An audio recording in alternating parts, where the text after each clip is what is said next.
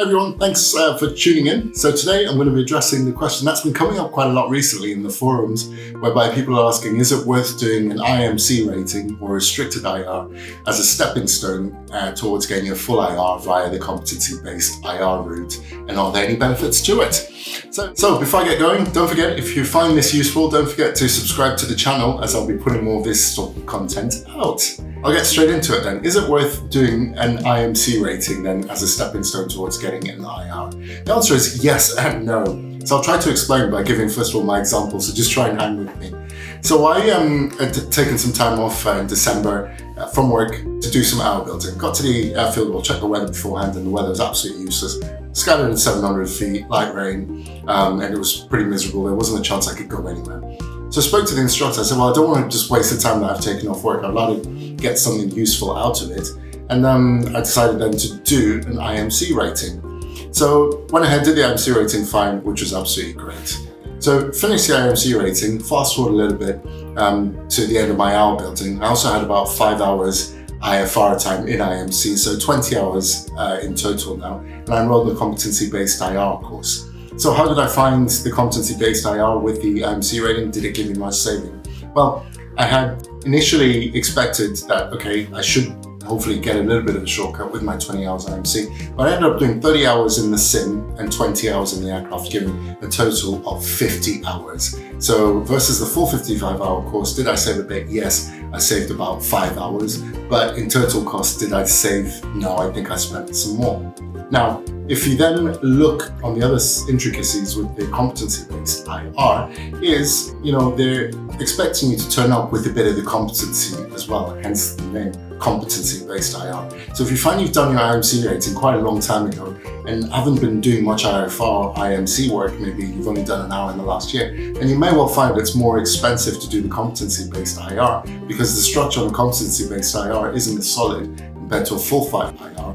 On the full-flight IR, you'll go through all the approved training and there won't be any gaps. But on the competency-based IR, the instructor kind of has to find where your gaps are and fill them in, and some stuff can be missed, and it's then quite expensive to correct later on down the line. So yeah, I think on that one, it's fine to do the competency-based IR with an IMC rating, but just expect that if you haven't been doing a lot of it, it might well take you longer in the long run. I also just wanted to add that the consistency levels between an IMC rating versus a full IR are much, much higher. I guess an IMC rating is almost like a get you home safe rating, whereas in an IR rating, the expectation is you will be able to fly in the public transport flight situation down to Cat 1 minima in marginal conditions and not have any problems. Whereas an IMC rating person or an IMC rating PPL may struggle to achieve that kind of level of consistency. So that's where all the extra training tends to come in. Right, so I guess from what I've said, to summarize, if I go back to the original question, is doing an IMC rating to go via the competency-based route going to save me money? I would say probably not, because for me, I ended up doing 50 hours plus my IMC rating, so I think in net terms I saved more. But my reasons for doing it were not purely just to get the competency-based IR. My IMC rating ended up helping me get the hours whilst I was hour building during the UK winter, and I would say that's the biggest gain. In terms of time, doing an IMC rating save you a bit of time later on when you come to do your competency-based IR versus doing a full-flight IR. I suspect, you'll probably save a bit of time. How much time you save depends on how much you've been doing recently and how capable you are. Now, if you're going to go down the IMC rating to do a competency-based IR, a couple of things I would recommend that you look at very carefully. The first one is try to get your IMC rating done with an IRI instructor, and that will mean time can then be allocated towards your competency-based IR.